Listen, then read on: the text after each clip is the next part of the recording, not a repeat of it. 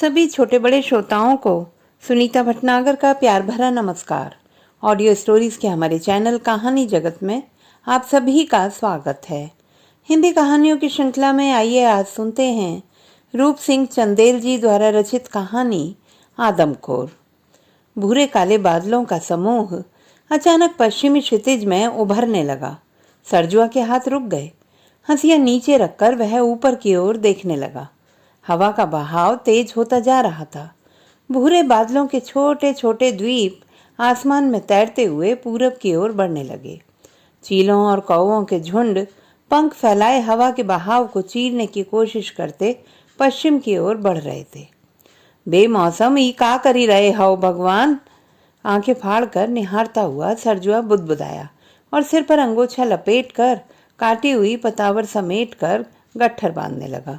बहुत सवेरे ही आकर वह इस काम में जुट गया था। तब से नाले के किनारे के खेतों, मेड़ों और उसके नीचे की सारी पतावर वह काट चुका था। वह अनुमान लगाने लगा कि कम से कम 50 गट्ठर यानी कि 10 बोझ पतावर वह अब तक काट चुका होगा।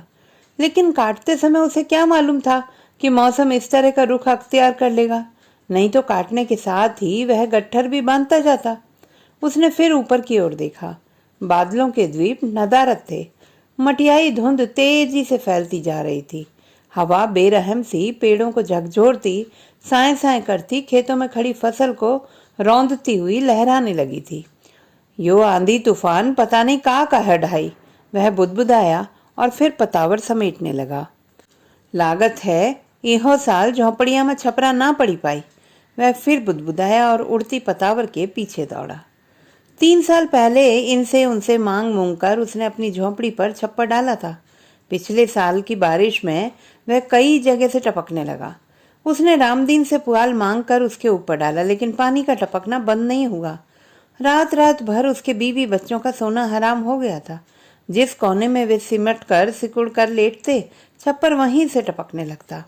कोठरी पहले से ही जर्जर थी, इसलिए वह पिछले कई सालों से पूरी बरसात छप्पर के नीचे ही काटता आ रहा था। कितनी बार उसने कोठरी बनवाने की जुगत बैठाई, मजूरी धतूरी करके कुछ पैसे भी इकट्ठे किए थे, लेकिन जब भी काम शुरू करवाना चाहा, रमेश्वर सिंह को पता नहीं कैसे भनक लग जाती और वह उसका गला दबोचते। सारी जमा पूंजी हड़प ले जाते और जाते जाते कहते, यह तो सूद भर है, सूद तेरे बाप रमजुआ ने जो कर्जा लिया था उसका। वह हाथ मलकर रह जाता, अवश उदास। कितना कर्ज लिया था उसके बाप ने, वह यह बताए बिना ही सालों सूद वसूल करते रहे थे। लेकिन एक बार उसने दबी जुबान पूछ ही लिया था, तो बही खाता उसके सामने फैलाकर शब्दों का गला मरोड़ते हुए वह बोले थे, तो खुद ही देख लेना अपनी आंखों से कितना लिया था तेरे बाप ने। एक एक पाई पैसा इसमें दर्ज है। अरे साले हार्ड चोर, तू समझता है मैं झूठी तुझसे वसूल कर रहा हूँ। वह मटमैले कागज पर गुदे नीले नीले लफ्जों को बिटर बिटर ताकता भर रहा था, जिसके नीचे स्याही से एक अंगूठा निशान लगाया गया था और पास ही कुछ लिखा भी था, करिया अक्षर भैंस बरोबर हूँ लंबरदार। आप जो लिखा हुई हो हम ओह का झूठ थोड़े ही कहा तन। पर क्या, झूठ भी नहीं समझता और हिसाब भी देखने चला है। हुक्का गुड़गुड़ाकर धुआं उसकी ओर फेंकते हुए रमेश्वर सिंह फिर बोले, साल में एक बार सूद मांगता हूँ, वह तो तुझसे दिया नहीं जाता। मेरे यहाँ काम करना तुझे रास नहीं आता। ठेकेदार के सहलाने में ज्यादा मजा आता है ना। साला सराफत का जमाना ही नहीं रहा। उन्होंने फिर हुक्का गुड़गुड़ाया और इस बार धुआं सरजुआ के ठीक मुंह के सामने उगल दिया। उसकी आंखों में कड़वाहट भर गई। खांसी आ गई तो अंगोछे से मुंह आंखें ढककर वह 2 कदम पीछे हट गया। तूने मुझ पर शक किया है, इसलिए अब तू भी कान खोलकर सुन ले सरजू। 1 साल के अंदर रुपयों का इंतजाम करना होगा तुझे। पूरे 1000 हैं। अंगोछा हटाकर पनियाई आंखों से सरजुआ ने उनकी ओर देखा। सुन लिया ना, अब भाग यहाँ से। रमेश्वर सिंह बही खाता संभाल कर पलंग से उठ खड़े हुए तो वह भी मुड़ पड़ा, लेकिन उनकी आवाज सुनकर रुक गया। कुछ नरम आवाज में वह कह रहे थे, देख तेरी भलाई के लिए ही कह रहा हूँ, सरजू ठेकेदार के चक्कर में मत पड़। रेलवे का ठेका जिंदगी भर नहीं चलेगा। मेरे यहाँ आ जा, कर्ज भी उतरता रहेगा और तेरा घर भी चलता रहेगा। जल्दी नहीं है, अगली फसल से सही। इससे पहले जब भी तुझे कभी किसी बात की चाहत हो, बेहिचक कहना। अरे तेरे बाप ने जो मेरी सेवा की थी ना, उसे मैं भूला थोड़े ही हूँ। मुझे कभी पराया मत समझना। वह बिना कोई उत्तर दिए चला आया और सोचता रहा, कितना खतरनाक आदमी है ये, जो मारता भी है और रोने भी नहीं देता। इसीलिए छप्पर छाने की समस्या जब इस बार भी उसके सामने आ उपस्थित हुई, तब रामेश्वर सिंह की उस दिन की बात का सूत्र पकड़े वह उनके पास जा पहुंचा, नाले के किनारे के उनके खेतों की पतावर के लिए। सुनकर वह बोले थे, तिहाई में काट ले। तिहाई माने एक हिस्सा तेरा और दो हिस्से मेरे। वह चुप रहा, क्योंकि सौदा घाटे का लग रहा था। वह तो आधे की उम्मीद लेकर आया था। सोच क्या रहा है, कल से ही शुरू हो जाना। इतनी पतावर है कि तिहाई में तुझे इतनी मिल जाएगी कि तेरा घर भी छा जाएगा और तू बेच भी लेगा। अच्छा लंबरदार। वह केवल इतना कहकर उठ आया था। किसी तरह वह 5 गट्ठर पतावर ही इकट्ठा कर पाया था। शेष उस भयंकर आंधी की चपेट में आकर उड़ गई। 5 बांधे गट्ठर भी उड़ गए होते यदि वह उन्हें इकट्ठा कर उनके ऊपर बैठ ना गया होता। आंधी इतनी तेज थी कि एक बार उसे लगा जैसे गट्ठरों सहित वह भी उड़ जाएगा। दिन भर के परिश्रम की उस शेष बची पूंजी को बचाने के लिए वह उन पर पसर गया और दोनों हाथों से मजबूती से उसे पकड़ लिया। लगभग आधा घंटे के तांडव के बाद आंधी धीमी हुई थी। उसने ऊपर देखा, आसमान में कालिक सी पुत गई थी। अभी शाम होने में काफी समय था, लेकिन अंधेरा पूरी तरह उतर आया था। पगडंडी के पास खड़ा नीम का पेड़ दूर से उसे दैत्य के समान दिखाई दे रहा था। हे ईश्वर, अब क्या कर ही रहे हो? हम गरीबन पर तनिक तो दया करो भगवान। वैसे ही हमारी दिन भर की मेहनत अकारत हो गई। छप्पर छाउब तो दूर, लागत है आज झोपड़ियां सही सलामत ना बची। वह बुदबुदाता हुआ उठा। आंधी का प्रभाव काफी कम हो गया था, लेकिन हवा फिर भी चल रही थी और उसमें ठंड का असर बढ़ गया था। हालांकि उसने जगह जगह से पैबंद लगा कोट अपने शरीर पर लटका रखा था, जिसे 8 साल पहले धन्नू पंडित ने तब दिया था, जब उसने 15 दिनों तक उनके यहाँ इस उम्मीद से काम किया था कि जो मजूरी मिलेगी उससे वह अपनी बीमार बेटी का इलाज करवाएगा। बिटिया लगभग 1 महीने से बीमार चल रही थी। पैसों के लिए उसने पूरे गांव में चक्कर लगाए थे। सबने जब टका सा जवाब दे दिया और रामेश्वर सिंह ने भी दुत्कार कर भगा दिया, तब हार कर वह दूसरे सूदखोर धन्नू पंडित की शरण में गया था। और धन्नू पंडित ने उसकी मजबूरी का फायदा उठाते हुए बोला था, पैसे तो अभी है नहीं, तू कुछ दिन काम कर, तब तक मैं जुगाड़ बना दूंगा। वह 15 दिनों तक दिन रात उनके यहाँ खटता रहा और बिटिया घर में बिना इलाज तड़पती रही। हर रोज धन्नू पंडित उसे आश्वासन देते कि कल पैसे जरूर दे देंगे, लेकिन कल अगले कल पर टल जाता। आखिर 15 दिन बीतते बीतते उसका धैर्य टूट गया, तो दबी जुबान वह बोला था, पंडित जी, बिटवा बिना इलाज मर रही है, अगर आप पैसन का इंतजाम कर ही देते तो। उसकी बात पूरी होने से पहले ही धन्नू पंडित चीखे थे, साले मैं कोई बेईमान हूँ, भाग जाए यहाँ से, नहीं दूंगा पैसे वैसे। वह भौचक उन्हें देखता रह गया था। पैरों के नीचे से जमीन खिसकती लगी थी। वह गिड़गिड़ा उठा था, पंडित जी कृपा करी के। कुछ क्षण तक खा जाने वाली निगाहों से वे उसे घूरते रहे थे और फिर घर के अंदर लपकते हुए गए थे और वह पुराना कोट उसके ऊपर फेंक दिया था। ले ले जा इसे, चल फुट मादर। लेकिन पंडित जी, हम एक का करे? हमें तो बिटवा के इलाज के खातिर इसे बेच दे किसी को, पैसे मिल जाएंगे। पंडित जी, वह फिर गिड़गिड़ा उठा, तेरी माँ की, साला बकवास करता है। वह कोट थामे भाग खड़ा हुआ था, विवश, उदास। कोट खरीदने के लिए उसने कई लोगों से कहा, लेकिन सबने यही कहा, किसी मुर्दे से उतारा ये कोट कौन खरीदे। सारे गांव में वह भटका, लेकिन किसी ने कोट नहीं खरीदा और एक दिन बिटिया बिना इलाज के चल बसी। उसने चाहा कि वह उस कोट को फेंक दे, लेकिन फेंक ना सका। बिटवा को तो न बचा सका, लेकिन सर्दी से अपने शरीर की बचत वह उस कोट से करने लगा था। सब गरीबन का खून चूसे वाले रकत पाई गुंडे बदमाश हैं, चाहे रामेश्वर सिंह हो, धन्नू पंडित हो या कि ठेकेदार। उसने 5 गट्ठरों को पतावर का लंबा जून बनाकर एक साथ बांधकर बोझ तैयार कर लिया और बैठकर दाएं पैर से धक्का मारकर उसे सिर पर रखना चाहा, लेकिन संतुलन बिगड़ गया। बोझ एक और वह दूसरी ओर लुढ़क गए। तभी आसमान में बादलों की चीत्कार सुनाई पड़ी। वह सहम गया, जल्दी से उठकर बोझ को संभालने लगा। इस बार किसी तरह बोझ सिर पर आ गया। वह सरपट पगडंडी की ओर भागा। लेकिन नीम के पेड़ के पास पहुंचते पहुंचते आसमान की कालिख झरने लगी। मोटे मोटे बूंद पड़पड़ाने लगे। बारिश इतनी तेज थी कि एक कदम भी आगे बढ़ना कठिन था। नीम के पेड़ के नीचे बोझ पटक कर वह तने से सट कर बैठ गया। तभी उसे किसी के कंप कपाने और दांत कटकटाते हुए हू हू करने की आवाज सुनाई पड़ी। उसने घूमकर देखा तो दंग रह गया। रमेशर सिंह उकड़ू बैठे कांप रहे थे। लंबरदार आप? साश्चर्य उसने पूछा। कौन कौन? मैं हूँ सरजू लंबरदार। सरजू, ठंड है बहुत, लगता है प्राण निकल जाएंगे, किसी प्रकार रमेशर सिंह कह पाए। सरजू चुप रहा। रमेशर सिंह को कांपता, दांत किटकिटाता देखकर उसे बहुत अच्छा लग रहा था। बूढ़ा खूसट, खूब गरीबन का खून चूसा है तैने। अब कहाँ गई वो हेकड़ी? वह मन ही मन बुदबुदाया। क्या करने आया था रे यहाँ? आप ते तो पूछ रहे लंबरदार पतावर खाते, आज सुबह से वही काटित रही। ओह ठीक है ठीक है। हे भगवान, फसल तो सब सत्यानाश हो गई, लागत है पत्थर गिरी। सरजुआ फिर चुप रहा। इस समय उसके दिमाग में एक बात घूमने लगी थी। आज मौका अच्छा है, क्यों न इस पापी को ठिकाने लगा दिया जाए। क्यों न अपने बापू के साथ किए गए इसके अत्याचार का बदला चुका ले।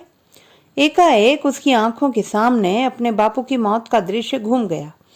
वह जेठ माह की तपती एक दोपहर थी। सूरज आग उगल रहा था। बाहर लपटें सी उठ रही थी और कोठरी के भीतर भट्टी सुलग रही थी। उसका बापू झिंगला खटोली पर पड़ा तड़प रहा था। वह और मोहल्ले के लोग अवश्य उदास नजरों से तिल तिल समाप्त हो रहे उसे देख रहे थे। और बापू की मौत के लिए जिम्मेदार रमेशर सिंह इस समय उसके पास बैठे ठंड से थरथरा रहे थे। रमेशर सिंह के यहाँ ही उसका बापू एक प्रकार से बंधुआ मजदूर की तरह काम कर रहा था। यह सब उसके बापू को विरासत में मिला था, उसे अपने बाप से यानी उसके बाबा से। और उसका बाबा भी रमेशर सिंह के बापू की हलवाई में था और मरते समय हल की मुठिया अपने बेटे रमजुआ को ही पकड़ा गया था। एक बार पकड़ी हल की मुठिया उसके बापू के हाथों से तभी छूटी जब वह उनके अत्याचार का शिकार होकर उसे अकेला छोड़कर चला गया। वह हताश हतबुद्धि कुछ न कर पाया था उस आदमी के खिलाफ जिसने सुलगती रात में महुए की शराब उतारने के लिए उसके बापू को मजबूर किया था। महुए की कच्ची शराब उतार कर बेचना रमेशर सिंह का वर्षों पुराना धंधा रहा है, जो पुलिस की मिली भगत से आज भी बदस्तूर जारी है। उस रात भी सड़े महुओं से शराब उतारी जानी थी। इस काम में उसके बापू को ही लगाया जाता था। उस दिन उसकी तबीयत ठीक न थी। बुखार से उसका बदन तप रहा था। उसने जाने से इनकार कर दिया, लेकिन रमेशर सिंह के लठैतों के सामने उसकी एक न चली और वे उसके बापू को जबरदस्ती घसीट ले गए। वहां पहुंचकर बापू ने रमेशर सिंह के आगे हाथ जोड़ दिए थे। मालिक, बुखार के मारे चक्कर आ रहा है, काम न करी पाऊँ सरकार। महुओं की गंदाहट पाके तेरा बुखार 1 मिनट में रफू चक्कर हो जाएगा, होंठ चबाकर बोले थे रमेशर सिंह और जानवरों के बांधे जाने वाले बाड़े की ओर धकियाने लगे थे उसे। मालिक, मोहते ना होई मौका, उसका बापू गिड़गिड़ा उठा था। देखता हूँ साले कैसे नहीं होता। रमेशर सिंह ने अपने एक लठैत से लाठी छीनकर 6-7 लाठियां बापू की पीठ पर जमा दी। औंधे मुंह गिरकर बेहोश हो गया था उसका बापू।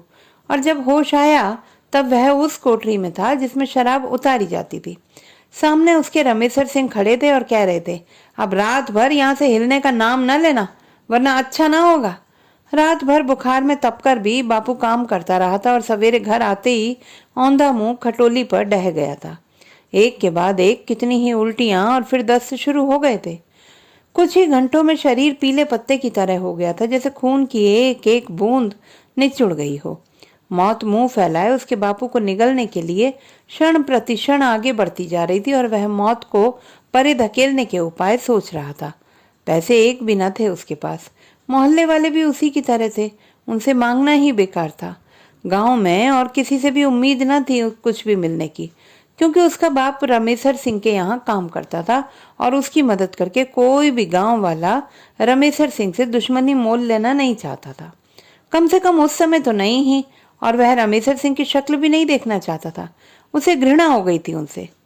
कहाँ से इंतजाम करे पैसों का, वह सोचता ही रह गया था और मौत उसके बापू पर अपने पंजे गड़ा चुकी थी।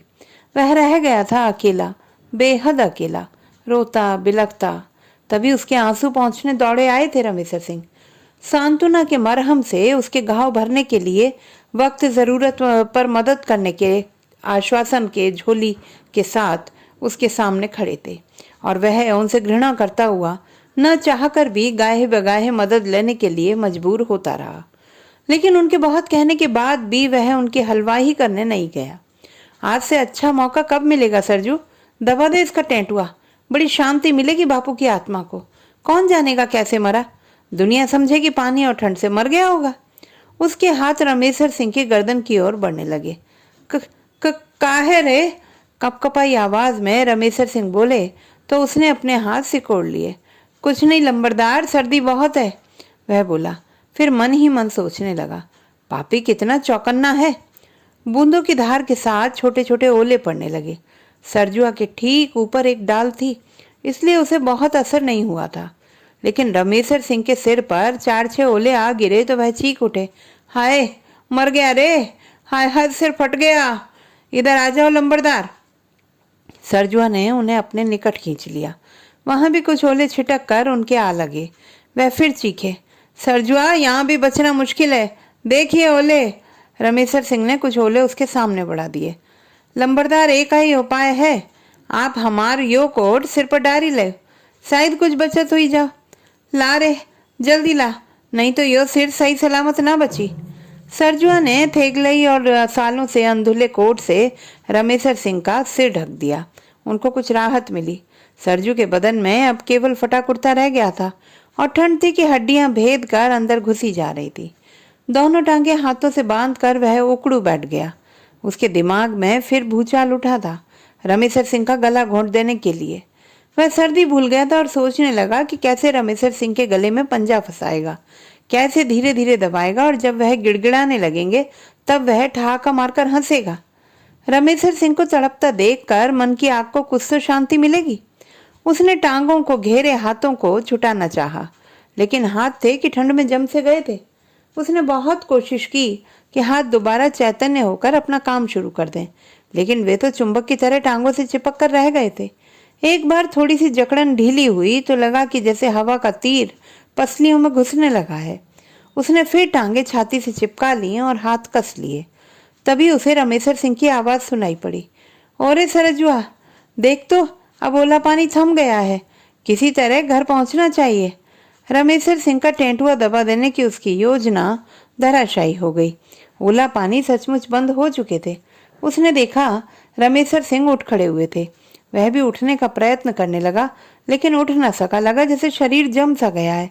क्यों रे, कितने पूरे काट पाया था पतावर के? होंगे कोई 50, लेकिन क्या रे, 50 में से कुल 5 ही बांध पावा रही, और उनका बोझ, बाकी सारी पतावर आंधी में उड़ी गई है ठाकुर साहब। उड़ गई तो भोगना साले हर जाना। रमेशर सिंह के स्वर में क्रोध स्पष्ट था। तूने न काटी होती तो काहे को बर्बादी होती? मैं कुछ नहीं जानता, इमा हमारा का दोष ठाकुर साहब। सरजुआ हतप्रभ होकर उनकी ओर देखने लगा। तो मेरा दोष है, भाग साले। रमेशर सिंह ने एक लात उसको हुमक कर मारी तो वह गिरते गिरते बचा। ले, 100 रुपए तुझ पर और चढ़ गए करज के, हो गए अब पूरे 1100। कोट उसके मुंह पर फेंक कर रमेशर सिंह पगडंडी पर उतर गए। सरजुआ की आंखों में सैकड़ों बिजलियां एक साथ कौंध गईं। मुट्ठियां भिज गईं और वह उठ खड़ा हुआ। आदमखोर जिनावर, वह चीखा और उछलकर पगडंडी पर आ गया। तो दोस्तों, ये थी हमारी आज की कहानी। आपको कैसी लगी कमेंट बॉक्स में लिखना ना भूलें। चैनल को सब्सक्राइब करें, लाइक करें और मित्रों के साथ शेयर करें।